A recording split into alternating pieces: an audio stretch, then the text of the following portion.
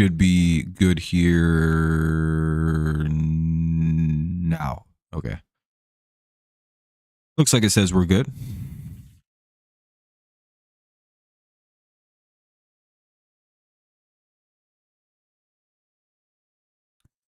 Alrighty. Got some football we can talk about. What is this? Hold on.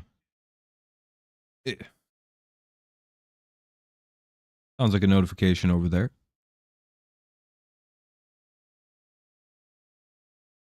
Hell yeah, no one's watching. See if anyone comes by. All 0 people today. Off to a good start.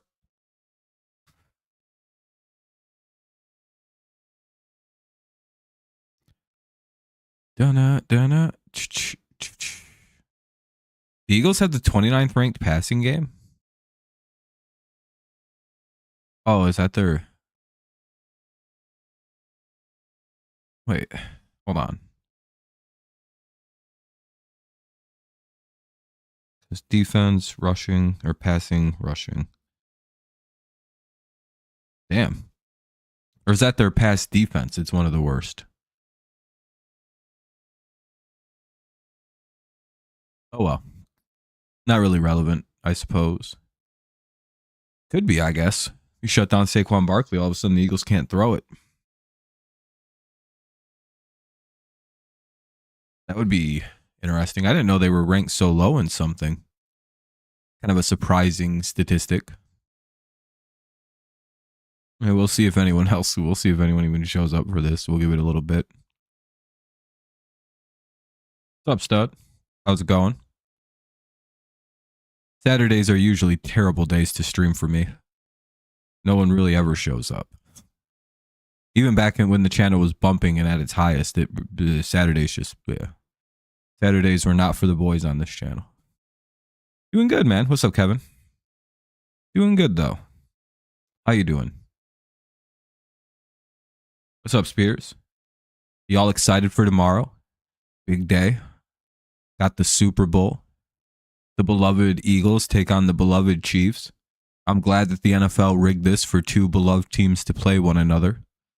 Definitely the best way to rig it for reviews, for excitement, for all things considered, you know?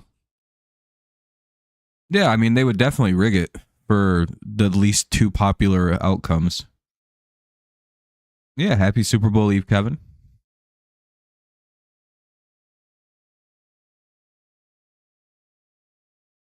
Kind of tired to see. Well, yeah, I mean, it sucks to see the Chiefs win. What's up, Daniel? Doesn't mean it's rigged, though. Again, I always go back to like the reality of trying to rig the NFL feels really silly, because why would so many teams be so bad for so long and just agree to it? You know, it's like, well, they're making a lot of money. It's like not when some of these losers, like when like the 60s and 70s, not really. Why would the Lions agree to just never win anything with no payoff except like 3 really good all-timers? It's like, why would the Jets agree to whatever the, like, the logistics just feel bad. Like, I also tend to think about like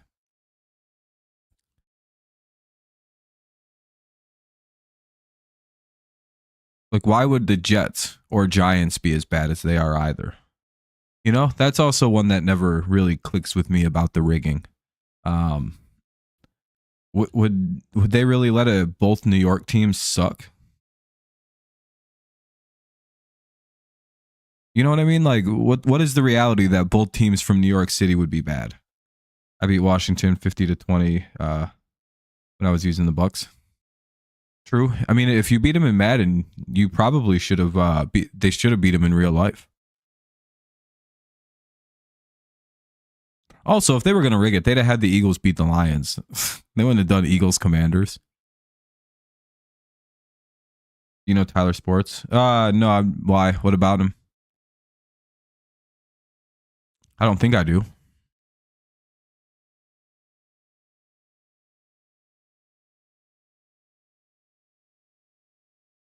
I don't know. I haven't really ever been given convincing evidence the league is rigged, other than like, well, do you see that bad call that the league made? It's like, well, the league didn't make it. Yeah, that's what I mean, Cameron. It's like, it's okay if they'd be bad for a season or two, but like, they wouldn't have made the Jets bad since the 1960s. You know what I mean? Like 0 Super Bowls since the one they have, and then nothing ever since.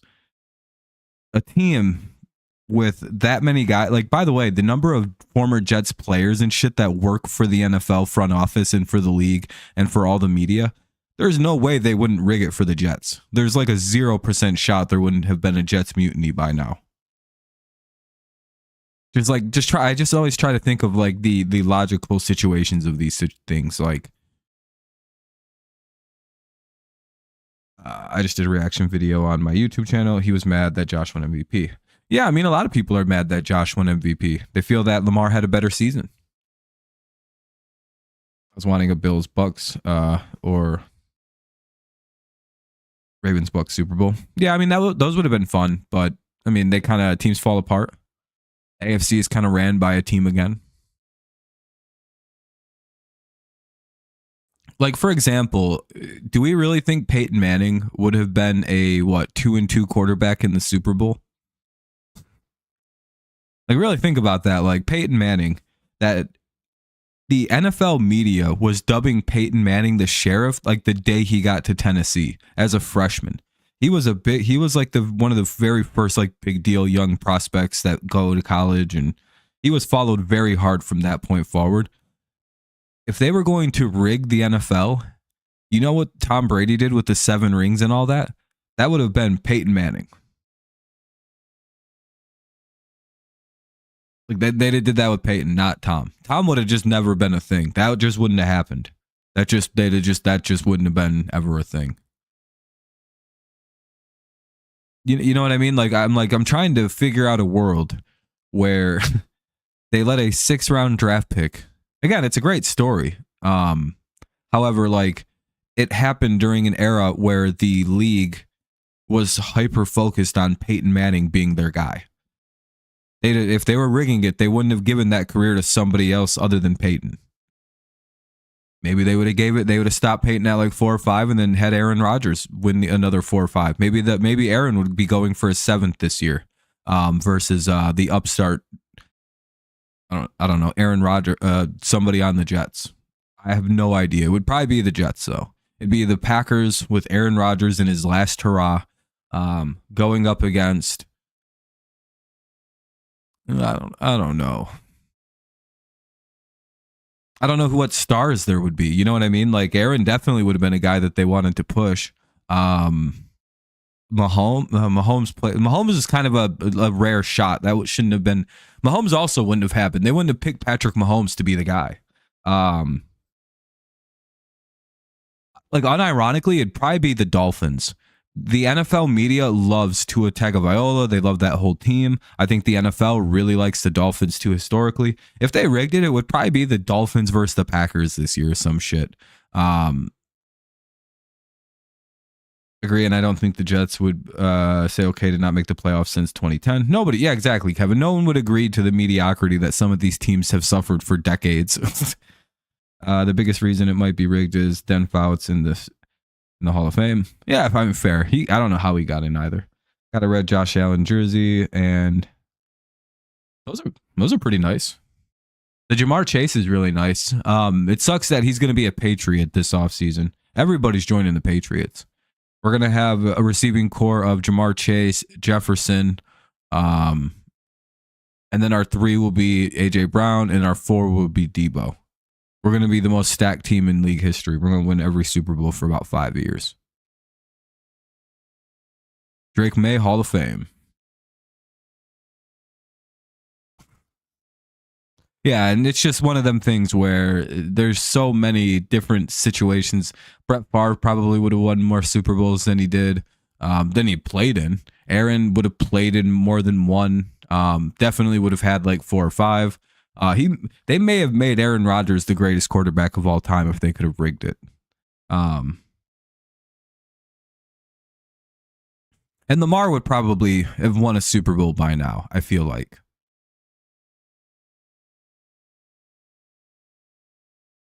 Yeah, probably.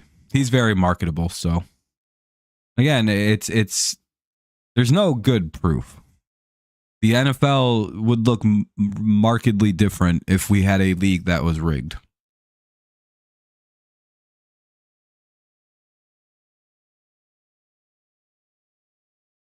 Hell, if it was rigged, Tom Brady would have been a baseball player. He'd be like, well, I'm going to go play a real sport like baseball at least. And that's kind of also the reality. Some of these guys just wouldn't have played like football.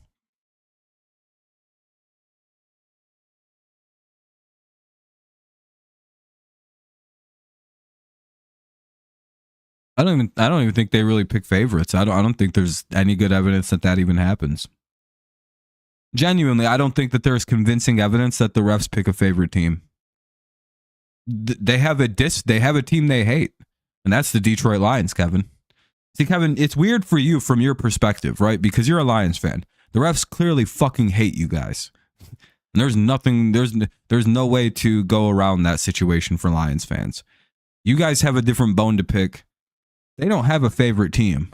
They hate you guys, so that's the reality of whatever the situation is. I don't think there's any good, like, because again, I think you can see that most bad calls go in a wash.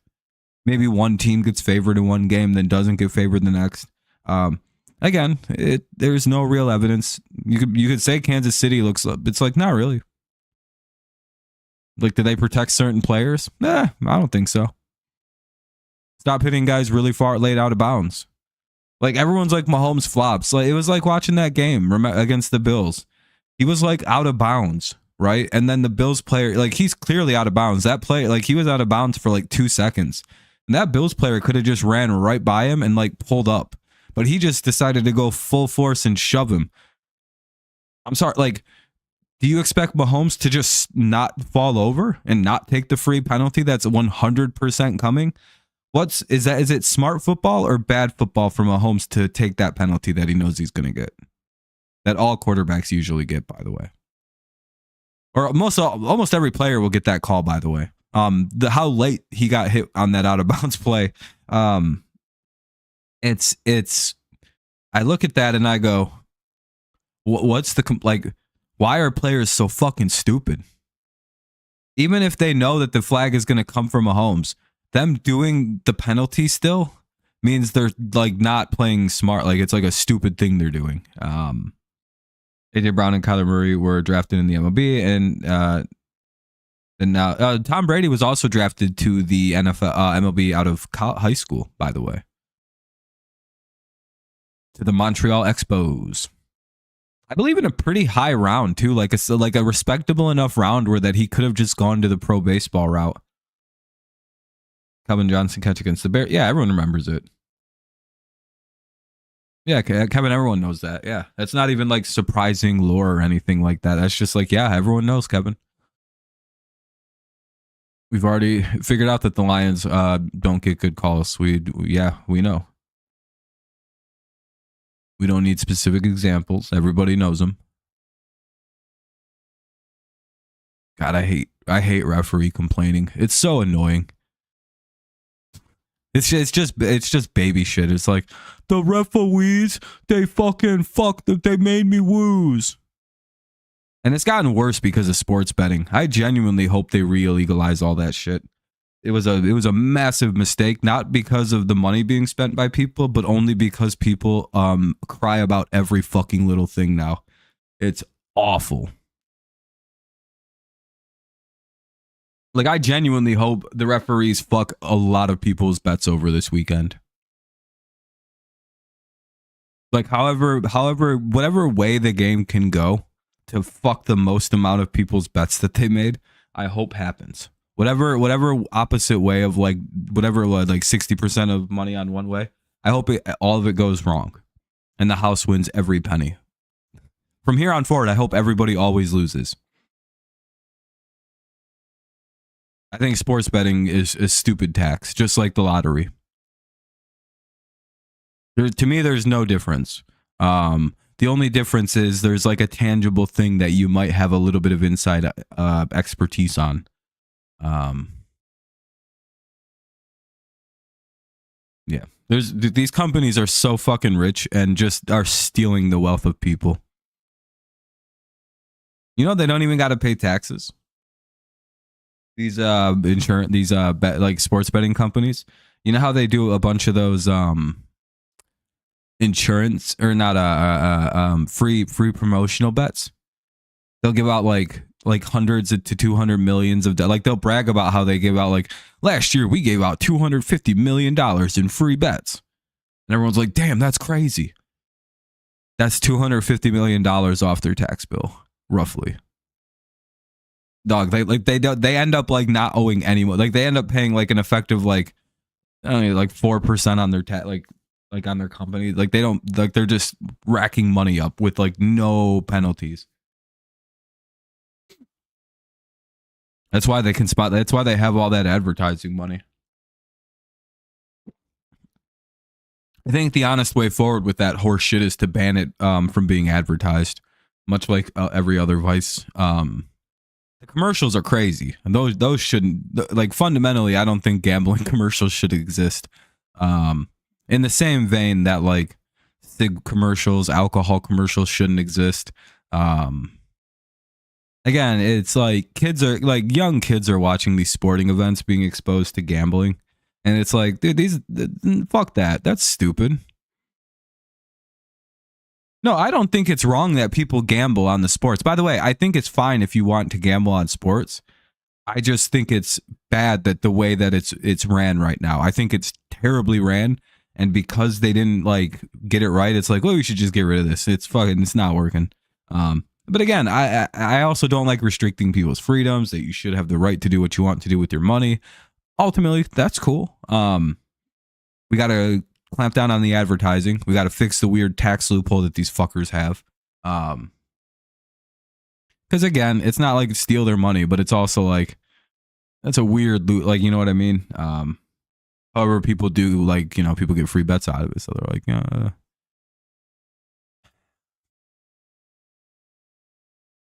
I don't know. And again, it's not like it's like unterribly fun. It's just there. I think there needs to be some stronger regulation on. I think it got like let into the mainstream a little bit too unright. My nose is bothering me. One moment.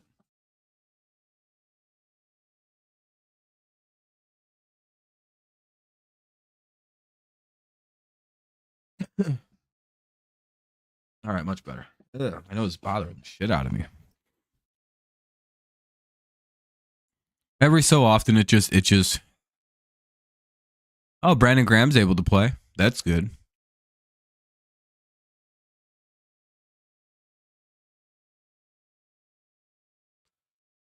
Ugh.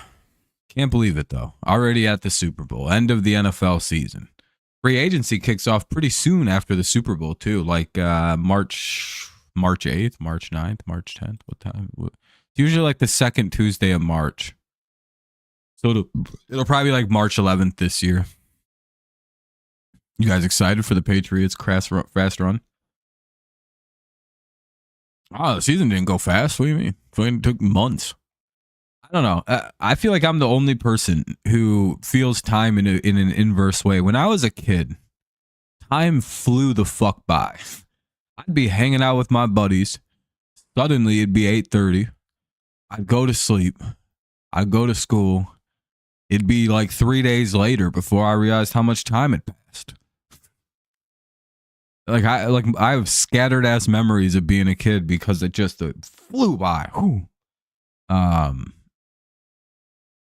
But as an adult, and the more conscious, as I've gotten more and more conscious, and I feel more hours, and I understand what a minute is, what a second, what an hour, what a half hour is, what quarter after is, what quarter two is. I'm like, oh my God, dude, I've been alive for so fucking long. Like, yeah, so people are like, I blinked and I was 30. And it's like, no, I remember all of it. It was wild. But I also had I turned 30 in the COVID era. So that was kind of strange. Like that time period.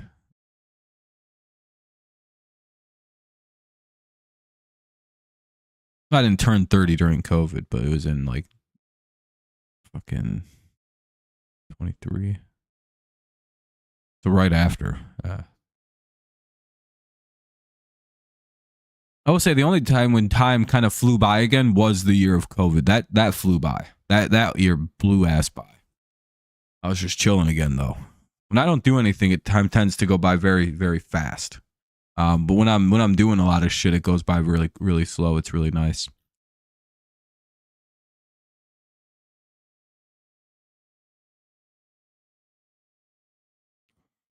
I'd say yeah. Every season does go by fast. It's, to some extent, it feels like it goes by fast. I think it's just because you're engaging with it, right? I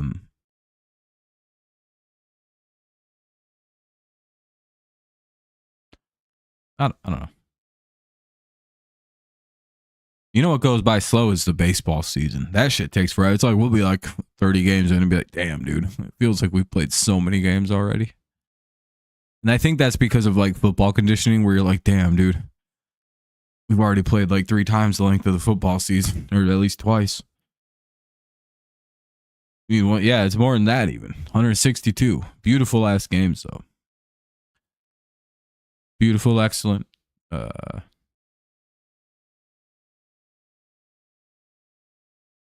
Glorious shits. I don't know.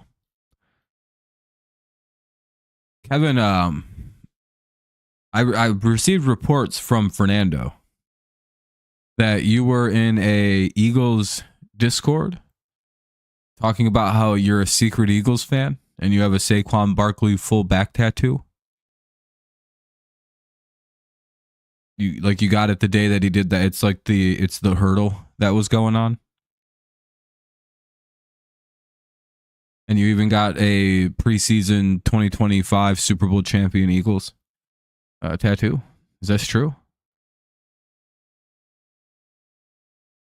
Yeah, baseball goes half the year. It's great. It's a great time. And then they need and then they're supposed to have about a half year off too to recover. But 90% of the league goes and plays in like Arizona. They go play in Mexico. They go play wherever it's warm. They just go there and play. Some play inside in domes and shit. They're like, we're just gonna play year round, which is always the funniest part of baseball is that most of the league plays year round. All of the good players seem to, anyway. Especially the Hispanic players, they never stop. They literally just go right back to like wherever they're from and just play baseball. They're like, all right, well, see you. I guess they're done playing for a few months. I guess they can't play all the time. Baseball and hockey players probably have the weirdest like dedication to the way the number of games that they're willing to play and how often they're willing to play their sport. Like if you told a hockey player they could do a double header, they'd be like, "Oh fuck yeah, really? We can do double headers?" They're probably jealous of the concept of playing 2 games in a day. Baseball players do 2 games in a day, and that's like some of their favorite shit. They're like, "Oh yeah, just like when we were kids." And I don't know. I always like that. Like guys get angry if they can't play both games. Meanwhile, you got like basketball players like mathematically figuring out how many games they can miss and still win MVP. They're like, all right, if I miss 12 games, I can still win MVP. So that means I can miss 1 a week for 12 weeks. That gives me a perfect amount, and that's like the whole season. It's 3 months. Well, football gets a pass. Football gets a pass on doubleheaders. Hockey players would do doubleheaders if they'd let them, so they get the pass. NBA 100, they would never do that shit. They don't even like playing back-to-back games. If the NBA would, they like the players rebel if they have to play too many games in a row. They're like, hey, this is horse shit. It's like, okay. I'm going to shorten your season up and play less games, and you guys wouldn't have these issues. What's up, Adam? Why aren't you a mod?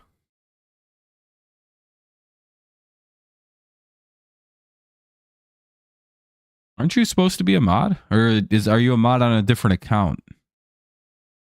What up, Adam? Actually, I don't think you were. I don't know. I don't think it matters. Who the fuck cares? Good luck tomorrow, Adam. I'm sure you're nervous. One sec, I gotta itch my nose.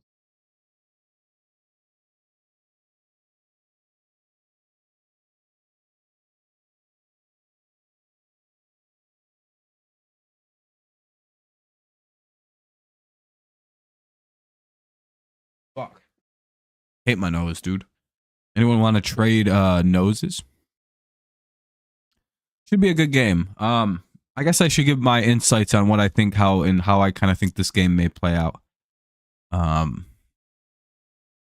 think the biggest thing in this game is going to come down to how well the Eagles play the Chiefs defensively. And I know that sounds, it's like, wow, what a big brain take.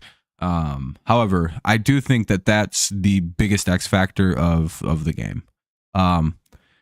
If the Chiefs come in doing, because one of the Chiefs are probably one of the better teams at the yard after catch offense, right? They do a lot of screens, they do a lot of dump offs, they do a lot of jet passing, a lot of flips, a lot of flipping, a lot of screening. That's their offense, right? It's kind of based on deception. You don't really know where the ball is going to go. It's very quick. It comes at you very fast.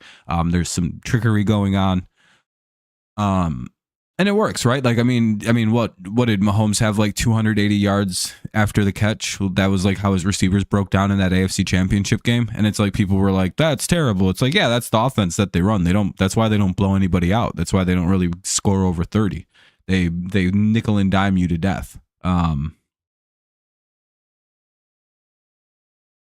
Ref oriented game, whatever. Basketball game at 8. Pictures for that one 9:30. Oldest picture is 12. Game 2, then 5. I've heard squeaks all day. Oh shit. I used blue letters, but I'm... Oh, hold on. Yeah, we'll do that. I don't know why you're not. Here you go. Yeah, you're good. I thought you were. I don't know why you're not. But either way, sounds like you're having a good time tomorrow. Hopefully, hopefully it starts good, ends good. So when I'm thinking about the Chiefs offense, right, kind of back to my point, and then I look at the Eagles defense. Apparently one of the things the Eagles are incredibly good at defending, probably the best in the league apparently, is the screening short offense game. They're very good at reacting very quickly to screens. They seem to react very correctly to where the football is going. They're not overreacting. They're not making mistakes, misreading the ball. They go to it and they fucking blow plays up. They have a very, very fast secondary. They have a very fast linebacker core that can get to the ball and blow things up. You've seen that against the Commanders. The Commanders had a ton of problem getting that short game offense that they had going. For example, like the touchdown to Terry McLaurin against the Lions was a screen pass. One of them anyway. And then they tried that same play against, I believe, the Eagles, and I believe it lost like 7 yards somehow.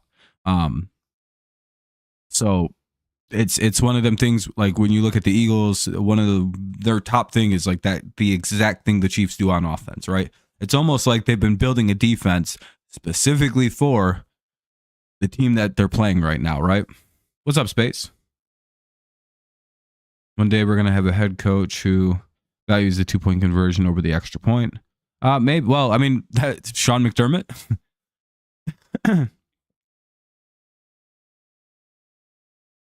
You already have that coach. It's crazy that if he'd have just kicked field goals, I don't know how that game ends different. But so the Eagles have the defense to stop what the Chiefs do well. However, one of the big things I think that ultimately tips the game.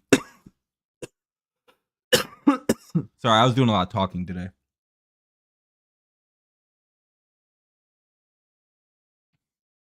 Yeah, and Cameron, this is where I think I'm coming in with the coaching discrepancy. Now, we know that the Eagles are going to be selling the fuck out to stop this exact offense that they're going to be that we've seen that the Bills ran against or that the Chiefs ran against Buffalo, that they pretty much ran all year. Right, we know exactly how the Eagles are going to defend this. They defend it the best in the NFL, and they're game planning for it. Now, Here's where I think the coaching advantage of the Chiefs really fucks really screws the Eagles, because the Chiefs are also aware, or at least you'd be hopeful that they're aware, the team that they're playing is good at stopping the exact thing that they're doing. The Eagles have been building a defense to stop this kind of offense, to stop the Chiefs specifically, stop Andy Reid specifically. That's kind of like the thing that they've been doing. It's kind of perfectly geared up for this. If you're the Eagles, or if you're the Chiefs rather, sorry, you switch your offense up. You just switch it up a little bit, right? You know that they're going to be aggressive. You know that they're going to be like sniffing out every screen. So you just expand the offense a little bit. You throw it out a little bit. I know that they haven't really done that this year, except like maybe once or twice. But again, you have to change your offense when you go play this game. And we all know that Andy Reid and them are going to be doing that. They're not going to be playing in that style of offense. Like the style of offense that the Chiefs or the Eagles are just going to destroy. At least not all game. They'll probably do some screens and some short plays to mix things up. But again, most of the offense I'm imagining of the Chiefs is going to be a lot more downfield, a little bit more vertical, a little bit more like into the secondary across the middle of the field, rather than keeping it short and behind the line of scrimmage.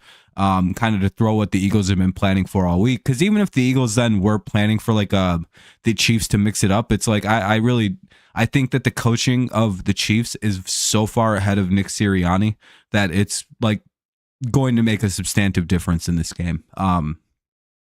Because again, I think the Eagles are going to come out there trying to like kill a guy on like a screen. Like they're going to like pump fake it once to like Worthy behind the line of scrimmage. And like Juju Poop Schuster is going to be wide open across the middle of the field for 40. And it's going to be like, oh, game over. The Eagles are going to be fucked if that keeps happening. And again, that's kind of how I think it's going to play out, right? Like they're going to immediately see that Worthy, the guy that they're going to key on probably, is behind the line of scrimmage. They're going to see Kelsey like come back to like start blocking. And then you're going to see a pump fake. One of them dipshits are going to get wide open like Poop Schuster, and he's going to get wide open, and he might even go for a touchdown on like the second play of the game on a play like that. I wouldn't even doubt it. Because again, the Eagles are going to like send like the house on that fucking play. Like it's how they play the defense. Yeah, it's well, I think isn't that his name? You're doing a nacho party? Oh, that sounds pretty good. I hope we get a good matchup tomorrow. I think it'll be a great matchup.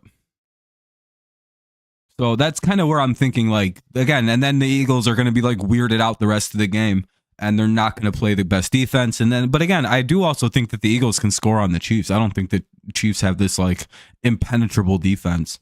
They're good against the run though. That's quite interesting, right? So that's kind of like this weird like back and forth checkmate in this game that's going on. Both again, when I break this game and really think about it, I'm like, all right, they're both incredibly good at defense. The Eagles have the best defense in football, probably, and then the Chiefs are like right behind them. They should just tie Hunt and Quan together at the 50 and see who gets to the end zone first. Are you talking about Tyquan Thornton? I'm pretty sure Thornton would probably get there first. Or are you talking about Quan Thornhill? I don't know. Oh, we're not talking about Tyquan. You guys already have a nickname? You guys, Quan Barkley? Oh. Yeah, he's going to be he's the real factor of this game, because if he gets shut down and Jalen Hurts doesn't throw the ball well, again, it feels like there's so many. Oh, no, the Eagles have the better offense than the Chiefs this year. It's particularly not really like fairly close. Like comparing the two offenses, it's like, well, the Eagles got a better line, better run game. Chiefs got a better quarterback. Eagles got better receivers. It's like, well, that was pretty quick. Eagles got the way better offense. Again, you should sort of break it down into like position groups and kind of go over it that way. The only thing that Chiefs have better is like a quarterback, and probably the tight end group. Eagles got good tight ends too. Not like the Eagles have scrubs at that position. Goddard's very, very good still. They still got Dallas Goedert. I didn't think he had left. And again, the run game is particularly not close. I wouldn't say underdogs, Adam. I think you guys have been favored in most of your games. However, again, you guys just don't really blow anybody out or like run the score up. It's just not really like you guys don't really have the weapons to do that. You don't have that kind of offense. One thing that the Chiefs learned very well from Tom Brady and the Patriots and Josh McDaniels to some extent, and yeah, Josh McDaniels, is you don't have to score every play. And it's actually kind of stupid to do that. The Chiefs, one thing I've always been very impressed with Mahomes and Reed, the one thing that makes me like them is the fact that they've completely 180'd the way that they started this whole their first 2 years starting. If you compare it to the last 2 years, two fundamentally different quarterbacks. Mahomes may never break the all-time records at the rate that he's going. That's not going to happen now. Like, he's probably not going to touch Brady's records.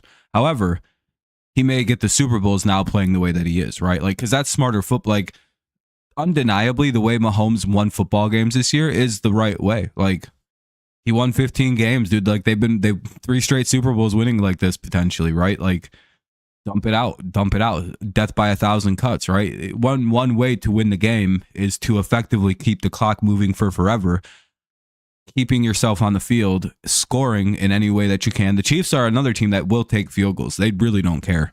And again, that's very smart to do because, again, one thing you're now doing is putting an extreme amount of pressure on the other team to have to always score. Because if they don't, who knows? It could be it could be like 13 minutes with like one possession and they didn't score.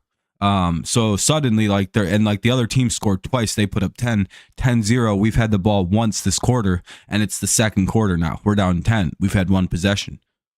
Holy shit, what the fuck? Where did the game go? Where is the game going? So that's where that comes in. You suddenly start playing differently. Now, some teams don't, and those are the teams that play the Chiefs very well. When you don't make mistakes and you don't respond poorly to that situation, you tend to play a team really well. The Ravens used to play in that situation well. The Patriots know how to play in that situation under Belichick. That didn't faze them at all. Peyton Manning was very good in those kind of games of not overreacting. But most of the league dude, it's hard not to, right? Like, it's like fuck. The Lions react to it very badly with Ben Johnson. When they get down, they start just fucking airing it out. When it's like, if you guys just kept running it against the Commanders, you might have had yourself back in the game even. But teams tend to, coaches tend to like abandon their plans when they're getting down and not having the ball very often. Every possession means a lot more. The stakes raise and people start choking a little bit. There's 3 points for a 60-yard. That doesn't seem like you should get a bonus. How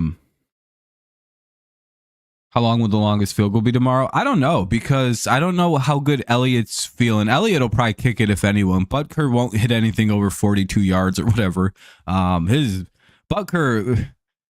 Hey, Adam, you know how heartbreaking would it be if you guys lose because Butker's knee finally pops?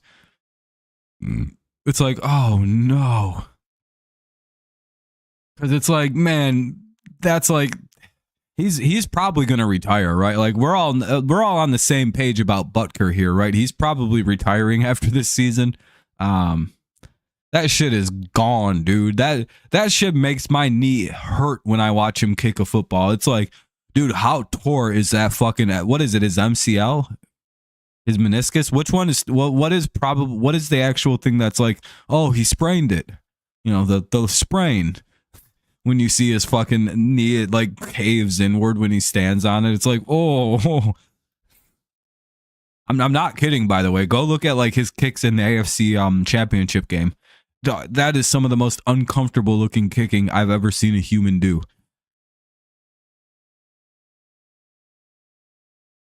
MCL. No, not just no, I mean like when they plant, yeah, there's like a good deal of like bending going on.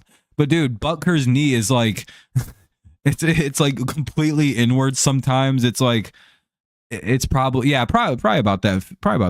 Yeah, probably somewhere around that range by Elliott. He's one of the better power leg kickers in football, so I would imagine he's gonna like boot a few out that are pretty fun to watch.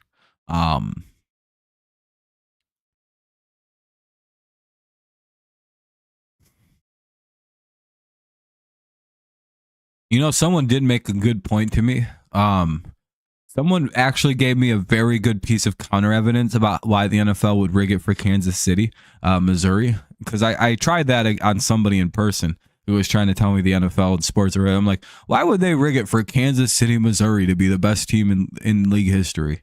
They're like, to pay back for the Rams. And I went, fuck that, dude. The first time I was ever silenced by somebody, I was like, that's the first one. I was like, you are the first person to ever fucking refute one of my points. And this guy don't even like sports. He's like, well, that's what they got. Like, they're paying back Kansas. They're paying back Missouri for taking the St. Louis Rams. That was the deal they struck. And I was like, man, fucking bullshit. You know, I was genuinely annoyed because I was like, all right, fine. You get this one. I don't have a rebuttal to that. They're like, all right, Kansas City, you get 3 Super Bowls out of this. How do you want them? They're like, we'll take 3, but like we would like a dynasty, and then we want to go for a third straight, and then we lose, and then we're just bad again for a while. We don't really care after that. Now that would be funny. And that was the first. Casey wins, IMO. Yeah, most likely, Jeremy. That's where I'm sitting too. I think the biggest thing is the coaching discrepancy in this game. Now, if the Eagles are if the Eagles are just firing on all cylinders, they should win this game. Like, they should. Like, on a pure like roster to roster scaling, Eagles should win this game. However, the fucking coaching, man. They got a dipshit coach who doesn't really hold his shit together very well. I personally like Nick Sirianni, but I also am like, man, this guy's a dipshit, man. Very good head coach, but boy, he gets fucking really into it. And if he wins, Lord help us all, he's probably gonna get fired talking shit. He's gonna be the first Super Bowl winning head coach that gets fired for saying some way too out of pocket shit to one of the fans. They're gonna be like, Nick, you gotta go, man. This isn't even you're out, man. You can't be saying this kind of thing. You told a Kansas City fan you hope that they get cancer and die, Nick. You screamed it in their face. You were 2 inches from their face. You said, I hope you get dick hole cancer and die. And the whole world heard it, Nick. What are we supposed to do about this? You can't be wishing dick hole cancer on Chiefs fans, Mr. Sirianni. He's like, I'm just Philly, man. I can't help it.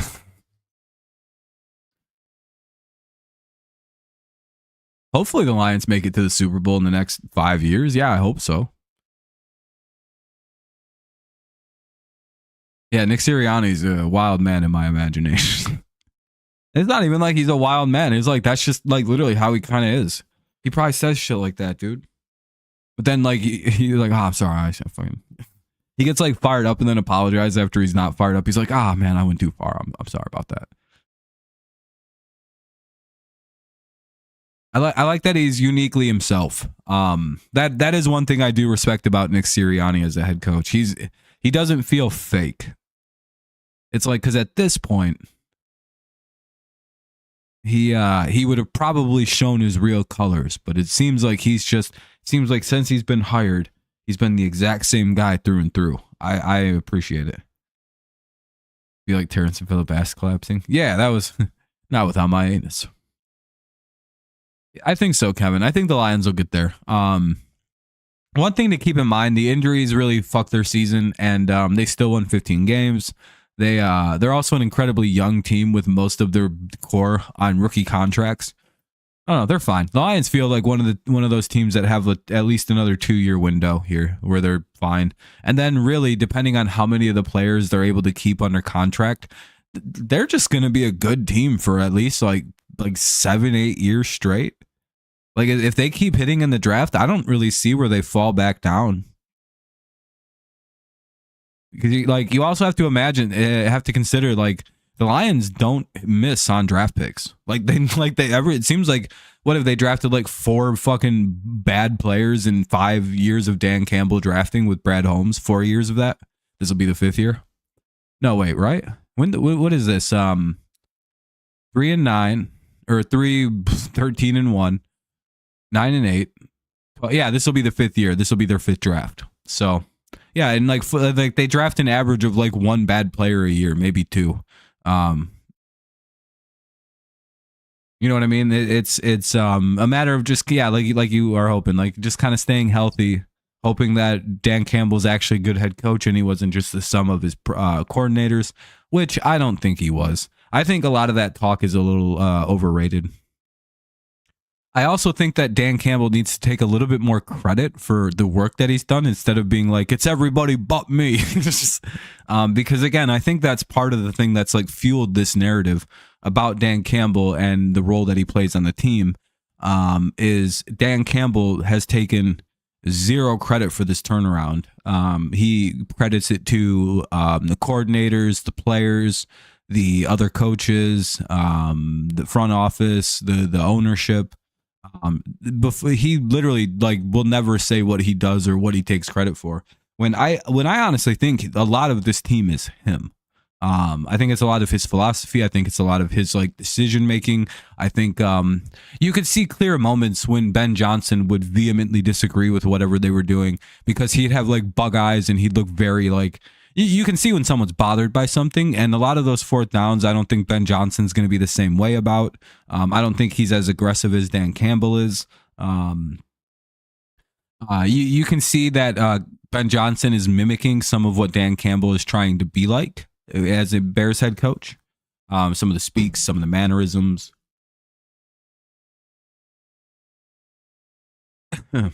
Which, I mean, that could just be kind of how Ben is too, and he's just kind of more reserved about it. But I don't know. I think that the Lions really ought to have. Again, when you listen to the players and you listen to the other coaches, the person that heap praise on is Dan Campbell, right? Like it all runs through Dan. It runs through Dan Campbell. Dan is the man. Dan is the guy. However, when you hear like media people and you hear people talk about the team who are like fans of other teams, like, oh, Dan Campbell doesn't do shit. He's screwed. He lost his coordinators. And it kind of sounds like that doesn't really matter too much. Next man up, right? That's like the whole Detroit mantra. And like there is sort of a reality to Dan Campbell is the guy who like spotted the talent of these coordinators and these former players and these guys who wanted to become head coaches one day. Who's to say he doesn't have the same ability to spot this again, right? Is this like a one-time? Was that like a one-time hire thing? It's like, no, most head coaches that hire good coordinators, do you know what they tend to do? They tend to keep hiring good coaches. They have it like there's like an eye for it. Sean McVay loses everybody all the fucking time because he hires very good fucking coaches. The Patriots were losing dudes all the time because we hired really good coaches. Like it's just one of them things where it's like when you know how to build a staff and you know what to look for in a coach and you know what kind of qualities you like, typically those qualities tend to make good coaches. Like it's just like, oh well. And it appears that Campbell is a guy who's going to just shit out fucking a coaching tree. But I mean, again, he's kind of to that Sean Payton tree that's doing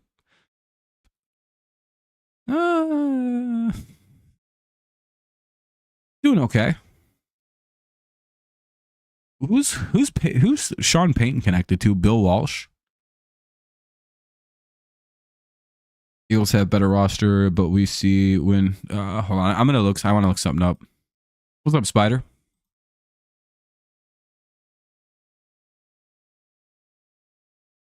Bill Parcells. Oh, okay, that makes sense. Dennis Allen, Dan Campbell, Mark Trustman, Doug Marrone. Marrone's I believe coaching with the Lions again. No, I think Marrone's with the Patriots as an offensive line coach.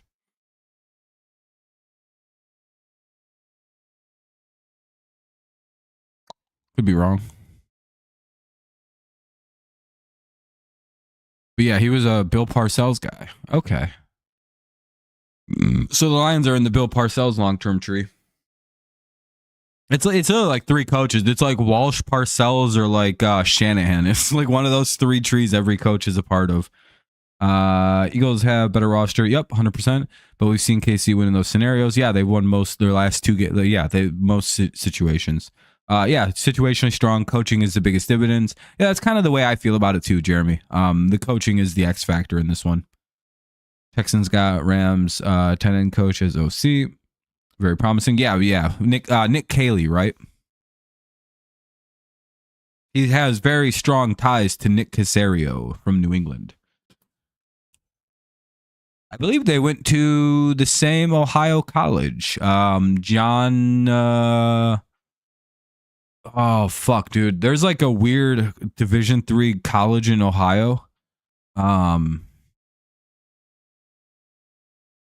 John Carroll University NFL coaches. You guys want to see something crazy?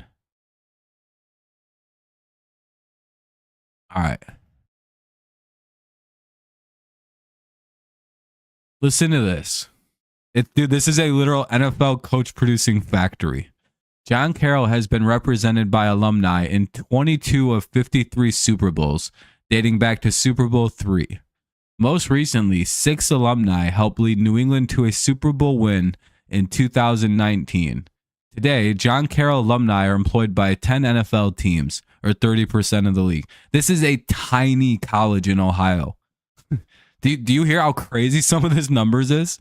Let's take a look at some of the people who are who have come and are currently in the NFL right now. Jesse Ackerman, he's the strength and conditioning coach of the Falcons. David Caldwell, the current general manager of the Jaguars, whenever this site was produced on January 9th, 2020. There might be a more up-to-date list. Let's see.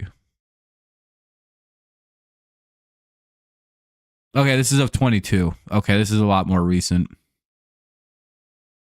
Nick Caserio. I think these are active. Player personnel. Nick Caserio, the current GM of the Texans. Chris Polian, Cleveland Browns, special assistant to the GM. Dave Caldwell, David Ziegler, Tennessee Titans. DJ Debick, Jalen Myrick, Gerard Kilborn, Nate Leopold. Some of these people I don't actually know the names of, so we'll scroll down. Let's look at coaching. The following coaches went to this one university. By the way, this is one university. Greg Roman, Josh McDaniels, Nick Caley, Frank Ross, Brandon Staley, Chris Shula. That's Don Shula's kid. Jerry Shupolinski, Tom Arth, John Cooley, Dave Ragone, Rob Grosso, Matt Feeney, Joe Casper, Riley Larkin, Patrick Kramer, Tim Zetz, Matt Baker, Mike Harris. Isn't that crazy?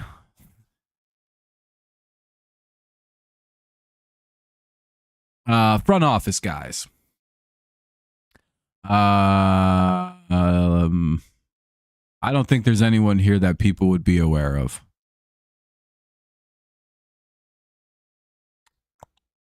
Kevin's like, I know about that university. What? Let's see. I'm looking for other people. London Fletcher went to that university. Yep, London Fletcher. All right. You want to hear the former guys who came from the school? Don Shula, Carl Tassif, Scott DiBenedetto, Josh McDaniels, Tom Telesco. The former players, Don Shula, London Fletcher. No, I'm not boycotting the Super Bowl. We're going to watch it. Isn't that crazy that one school? John Carroll is considered a pipeline to the NFL, by the way.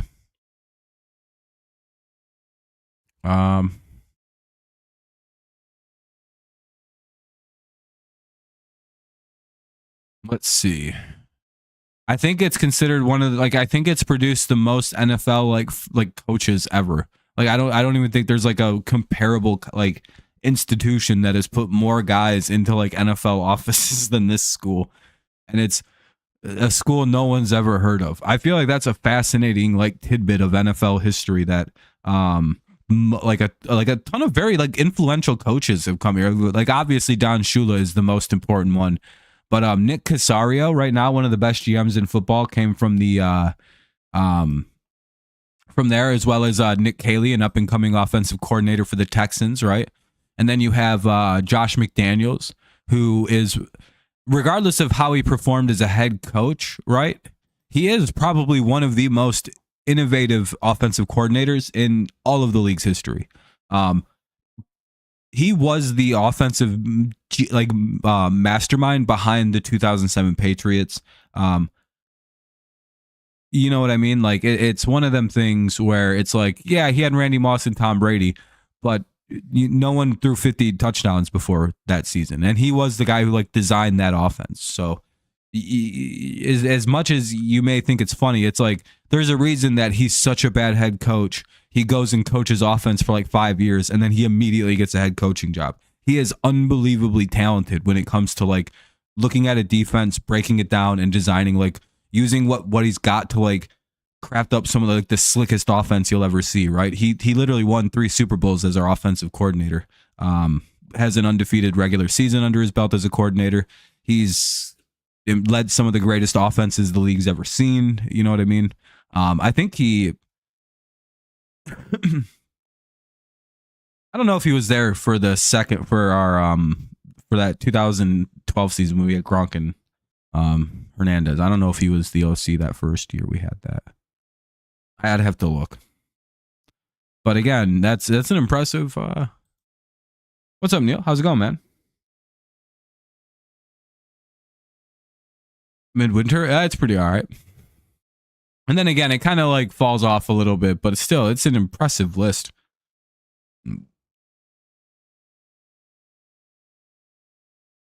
The Lions needed to make that move. That's they need to make that their Los Angeles Rams. Fuck these picks. Let's go get Matthew Stafford trade.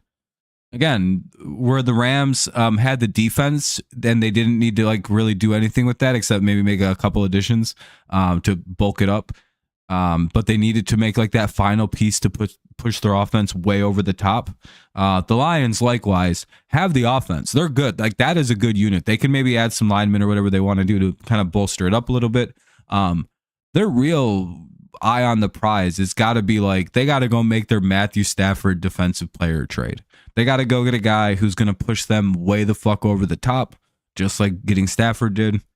Just make it happen.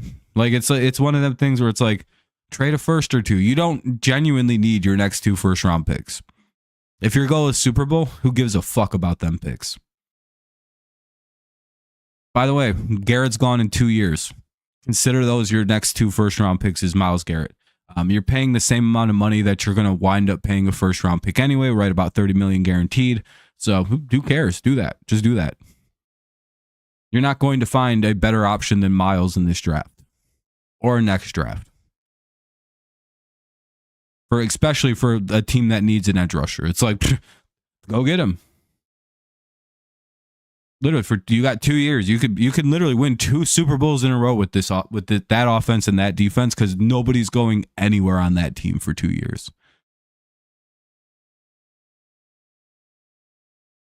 It's like I think they got to like sign Kirby Joseph and like that's it this offseason. And I think they plan on paying Hutch. Which allows them to move some of his money right now into the back yeah. No, I'm not doing any Super Bowl bets, Neil. What about you, my friend? I'm ready for the Super Bowl. Yeah, I'm excited. I'm just not betting or anything. By the way, if you guys haven't left any likes, consider doing so. Yeah, Lions have a great team core. Oh, wow, we're up at 11. Jeez. Appreciate y'all. Yeah, I think that's the equivalent for the Lions. I think they have to make that move. And I think they're debating it within. I think they're kind of realizing this draft class is fucking garbage. Outside of adding depth, there's really no one worth a first round pick if you're trying to win a Super Bowl next season. And you have to make a move or two. Plus, it allows Hutchinson to ease himself back in, right? He doesn't have to come back at a fucking ballistic man's pace. He and Myles can develop some chemistry alongside one another in a very natural, very cohesive way. At least that's how I view it, right? That's kind of the way I'm looking at what the Lions should do. Again, that, like, don't even sign anybody else. Literally just focus on getting getting him, extending Hutchinson if you can figure out a way to do it, which they have plenty of money to do so in a couple years. They don't have to pay him for another 2 years, 3 years from that point, with the way contracts work.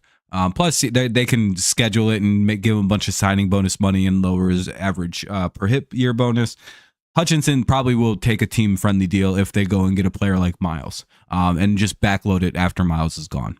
There's a very easy way to do that. Plus, you can talk to some of these guys. The Lions have a very, very like good team and a very like team-oriented football team. I think you could talk to some of these guys. I think their 2 goals though, JMO, Kirby, and extending Hutch. They have probably 3 offseason goals. I think both of those guys are due, and they want to pay both of those guys. I think it's like believed that they're going to pay JMO 4 years and about $90 million on an extension, which is all right. That's what he's deserved. Kirby's probably right around the same deal, and then Hutchinson, it's going to be insanity. And then it's like the question of, is that all of their like $60 million? Is that all their money? Potentially it is. However, then they got to pay like Laporta and again, it's a weird 2-year thing where if they get him now, they go through Miles, they have to talk to Laporta and tell him, hey, we're going to pay you. We just have to wait till like your 5th year when we're done with Miles and we have more money freed up.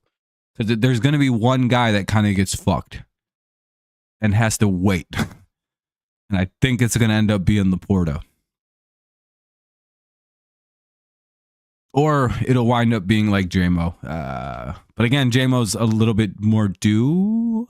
Somebody's going to get kind of hoed if they go get somebody like Miles. And it's not really getting hoed. They just have to wait to get extended. The one thing the Lions do have going for them is they have probably one of the wealthiest owners in the league. Not one of probably one of the top 5, top 10 wealthiest owners. So them paying signing bonuses is literally nothing to this family. Again, you pay a larger signing bonus, you probably offset some of the yearly money. You kind of lower you lower cap hit a little bit doing that, especially right up front, right? Like, hey, let me pay you this signing bonus so you take less money right away. And that's how the Lions can kind of like build their, again, however the Lions have been doing their contracts is really smart. Because they have a ton of cap space and they've given everybody a ton of money. If you haven't noticed, I don't even know how they have the cap to do what they can do. If we go and look, their linebackers deserve to get out. Who do I trust more? I'll go to this one. Like they have about 46 million as of right now. You know what I mean? Like that's impressive. What is this? Oh, no. Okay, close. Like it's an impressive amount of money that they've been able to somehow finagle. Like they have 46 million heading into this offseason, down to 22. And then it opens up to 123 in 27. Like I don't even know how they're doing this.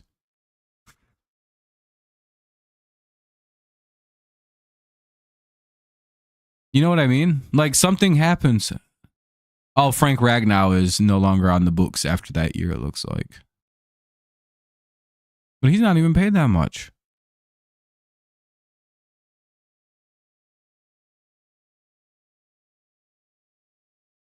Oh, they only have 17 active. Oh, their roster is just very bland after that. Okay. Yeah, they have some guys do. We'll see what the Lions do with the money. We'll see. It's a very interesting spot. But yeah, so I don't know. My view on this game really hasn't changed much since the Pigs video that we produced. I feel pretty similarly like about that game to how I did earlier in the week. The Eagles seem to be getting over whatever weird little health concerns that struck their football team. Right, like it seems like they got over the health problems, which is good. Brandon Graham's even playing, which is great. You know what I mean? It seems like it's going to be seems like things are straightening out. There's no suspicious injuries the night before the Super Bowl so far. Like there's no random sit downs that are going to happen for the Eagles in this one. It would be funny if the Chiefs were just like, we're sitting Trent McDuffie. Why? He broke a rule that we're not going to ever talk about, and that we still don't know why the hell. Like Malcolm Butler just didn't play that game. And Malcolm Butler won't talk about it. Like, he refuses to give a reason why. It's like, Malcolm, he can't get you. He's literally a college head coach now. Like, he has less impact. Like, you can tell everybody now, Malcolm, why'd he sit you? It kind of sounds like what happened was he stayed late after curfew. He was late to curfew is what happened. Because they asked if it was like about not being somewhere, and he like was like, you have a job to do, and you have to do it a specific way at a specific time, or you got in trouble. And I was just like, oh, okay, 100%. He was late for curfew once or twice. He was late for curfew like twice, and they were like, fuck this. Have a good night, Adam. Good luck tomorrow, man. Hopefully you guys have a great day, but hopefully not, because I don't need you to deal with all the people saying that your team's better than mine. But boy, you're starting to catch up if that happens. That's 5 Super Bowls for the Chiefs. A lot less losses too. Damn. It's been a good little stream tonight. Let's see, what else is there still to talk about for this game? Do we think that what do we think Kendrick's big surprise is at the Super Bowl halftime show? Do you think it's gonna be Lil Wayne? Lil Wayne's definitely performing, right? Like that's gonna be the big surprise. Lil Wayne like randomly stopped crying about this. Like, have you ever noticed? Like, for like 2-3 months, Lil Wayne was bitching up a storm about this. Then suddenly he just stopped. I haven't seen a report about this guy talking about that. I think Kendrick was like, dude, I was gonna invite you to be on the show. What the fuck you freaking out about? I like kind of control that. Oh, word. It's like, yeah, Wayne. What? I hope anyway. Very excited for the Not Like Us performance. It's gonna be very funny. What else we got? I think it'll be tails for the coin toss. I'm out of things to talk about, by the way. We went an hour. Oh shit. Okay. Shit. Anybody got anything else they want to talk about? Because I think I might start wrapping up. Because I kind of want to go to bed a little earlier tonight. Not like super late. Probably like around 12:31. But I want to do a few things this evening still. Play some games. Mess around a little bit. I could stay alive if people want to chat. But I'm kind of out of things to say. And like, we have the Super Bowl tomorrow. I have to record a bunch of stuff. I kind of want to save my voice a little bit because I'm doing like, I have to grade stuff tomorrow. And like, I'm doing verbal comments because of the way the assignment is. It's just a lot easier for me to like do it that way. So I need to like, I have to talk for like 2.5, 3 hours. And then I have to come stream. So kind of want to start, preserving my the old voice. Praying for the Eagles to win. Yeah, I think we're all kind of hoping for the best, but expecting the worst, right? The old saying. At least Mahomes is 30. We only have a few more years left of this fuckery.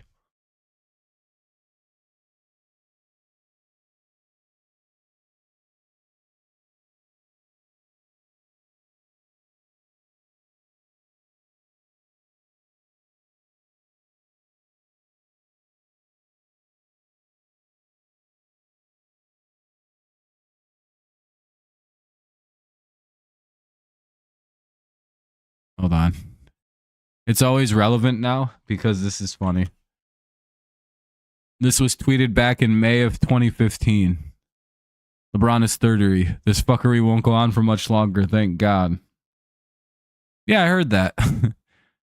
Cross this off and just put Mahomes is 30. This fuckery won't go on much longer. I wonder how many times this tweet's been viewed. It has to be in the fucking tens of millions at this point. Yeah, I heard that he's going to be there. Should be interesting. Do you think they're gonna let him play quarterback like all time? He's just like, let me play quarterback. Have him do the coin toss.